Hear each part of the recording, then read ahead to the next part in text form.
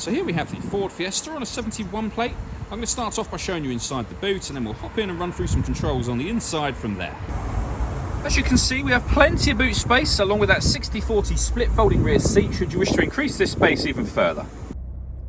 Okay, now that we're inside the car, we're going to start with the dials. On the left-hand side, we have the rev counter. On the right-hand side, we have the speedometer. In the middle of the bottom, we have the fuel gauge and coolant temperature gauge. And above that, we have the main trip computer, which includes the total miles for this car. They're 8,824.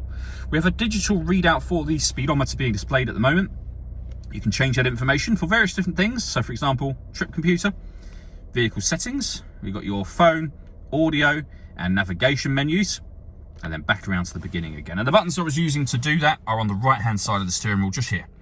We have stereo controls beneath that, which continue over on the left-hand side, along with cruise control and speed limiter. This car is also able to maintain its own distance between itself and the car in front, both speeding up and slowing down automatically. And that's done by activated, I should say, by hitting that button just there. Over in the centre, we then have the touch screen for the car. So firstly, this is where you turn your audio on and adjust your volume, just here. Once you go into the audio menu, you will see that we've got AM, FM and DAB radio, as well as Bluetooth audio. On top of that, we've got two separate USB inputs. So if you plug devices into those, they'll appear up on here. We can go back to the home screen. This is where you pair up your phone. So hit add phone. Search for your vehicle on your device and select it once it is found. Then follow the instructions on screen from there.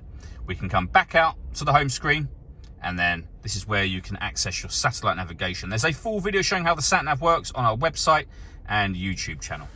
Working our way down, we then have the air conditioning. So you can adjust the fan speed, the temperature, and the direction you'd like the air to be distributed in.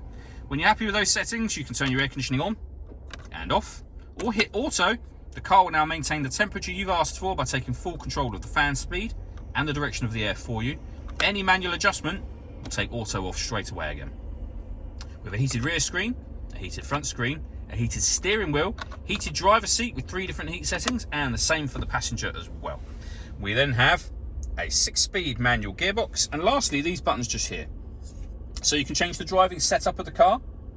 You can put it into sport, eco, for example, down here. You can turn off the traction control. The car's got autonomous parking, meaning it's able to park itself. Hit this button to turn that system on and off again. Here, we can turn off the stop and start. This car is designed to cut out when it's stationary in traffic to save you fuel. That system is now off. And this one will turn off the parking sensors. All that leaves me to say is thank you for taking the time to watch this video. If you'd like to come see the car in person and have a test drive, please feel free to call any of our MJA sites. We'd love to hear from you soon.